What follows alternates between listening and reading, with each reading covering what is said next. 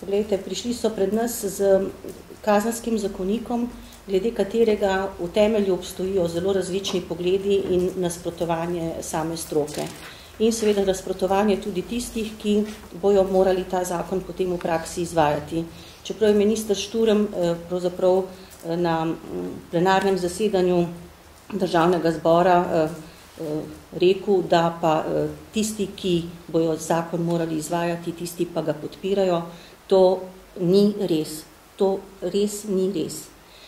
In ravno tako tudi so sodniki povedali, da niso imeli dovolj priložnosti, da bi v svojih asociacijah obravnavali ta kazenski zakonik in da bi zavzeli stališče do njega.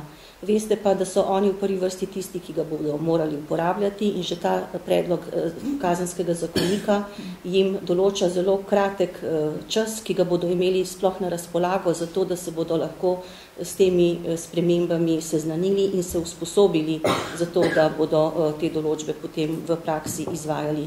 Namreč predlog kazenskega zakonika določa, da bo stopil v veljavo 1. novembra letos, kar pomeni, da če bo zakonik sprejet maja ali junija, bodo imeli samo nekaj počitniških mesecev v bistvu na voljo in september ter oktober, zato da bi se lahko podrobneje seznanili z zakonom.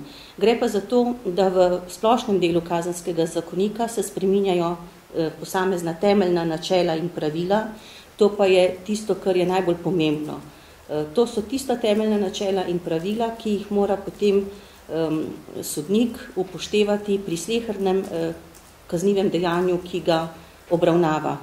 Še več, tudi seveda tožilec mora vedeti pravzaprav, kaj mora dokazovati, kaj preganja, katero kaznivo dejanje pravzaprav dokazuje in krivdo, za katero kaznivo dejanje mora komu pravzaprav v tem postopku kazenskem dokazati. To je seveda zelo elementarna stvar. In če glede teh načelnih sprememb ni strokovnega soglasja, potem morate tudi razumeti, da saj tisti poslanci, ki se zavedamo odgovornosti svojega dela, nikakor ne moremo sprejeti na svoja ramena tega bremena, da bi mi sprejeli odgovorno odločitev o tem, kakšen naj bo novi kazenski zakonik, denimo, če samo o tem govorim.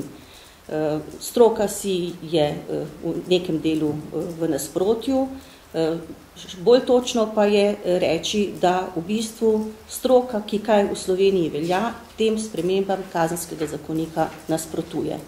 Če ste morda spremljali zdaj tega več mesecev že, odkar je pravzaprav ta kazenski zakonik predlog zagledal luč sveta, je vsaki recimo številki pravne prakse nek članek nekega vidnega strokovnjaka z področja kazenskega prava namenjen enemu delu recimo teh sprememb, ki se predlagajo.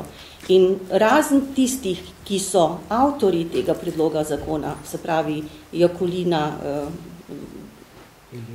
Beleta in Deisingerja, vsi ostali praviloma nasprotujejo. In jaz mislim, da je tudi zelo neodgovorno strani ministra za pravosodje, da je tak predlog dal potem v proceduro na vlado in potem sem v Državni zbor.